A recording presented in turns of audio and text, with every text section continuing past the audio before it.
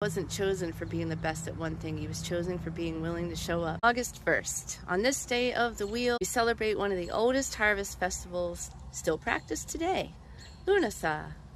So let's talk about my favorite god from ancient Irish mythology, Lughnasadh. Lugh is one of the central figures of Irish mythology, a member of the Tuatha De Danann, the divine race said to have ruled Ireland before the Milesians arrived. His epithet, Lughnasadh, means of the long arm, tied to his mastery of the spear and sling.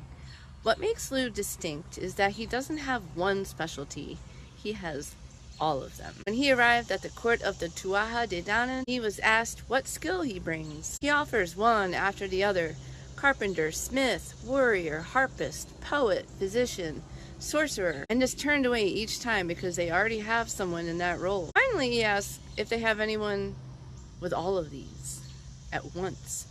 They don't, and he's admitted. This earns him the title Savil Danach, skilled in many arts together. Lugh's origin story is genuinely dramatic. His grandfather, Balor, a king of the Fomorians, had received a prophecy that he'd be killed by his own grandson.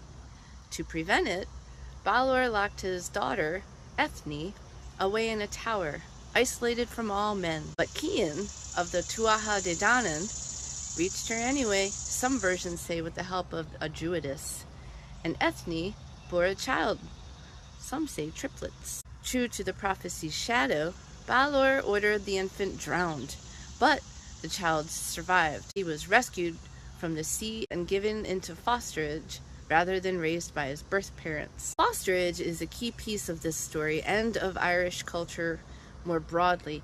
Being raised by someone other than your birth parents wasn't a lesser arrangement. It was considered the deeper bond. Lugh was fostered by Tailtiu, queen of the Fir Bolg, and by some accounts also spent time in the ocean with the god of the sea, storm, weather, and navigator of the mist, Mananan Maclir. But it's his bond with Tailtiu that shapes the sabbat itself.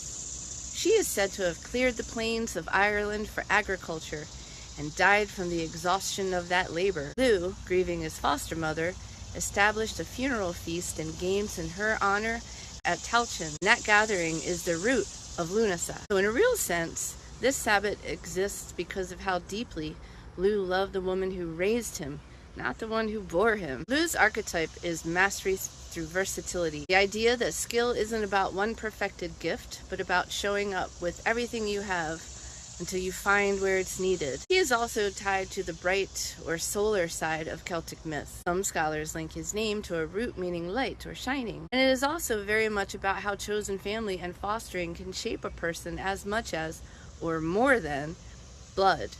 Lugh's defining act of devotion is for Tailtiu, not for Ethne or Cian. So let's talk about the origins of Lughnasadh. It's one of the 4 Gaelic fire festivals, alongside Samhain, Imbolc, and Beltane.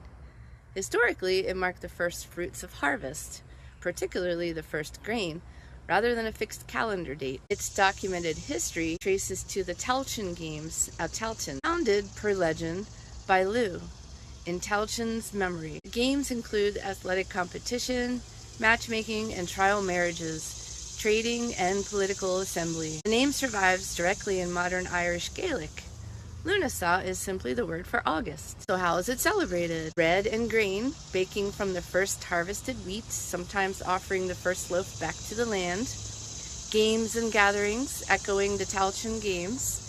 Hand fasting, trial or ceremonial unions tied to the festival's matchmaking history. Climbing high places, to this day a popular folk customs to have bonfires on hilltops. Gratitude rituals, honoring the labor behind the year's first harvest, literal or otherwise. Modern Wiccan practice often extends this gratitude for the first fruits of any effort or project, not just literal crops. The tarot card for Lugh.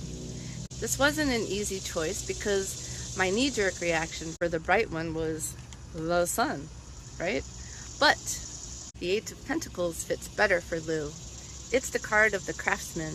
Repeated patient effort, showing up to refine a skill rather than chasing one flash of talent.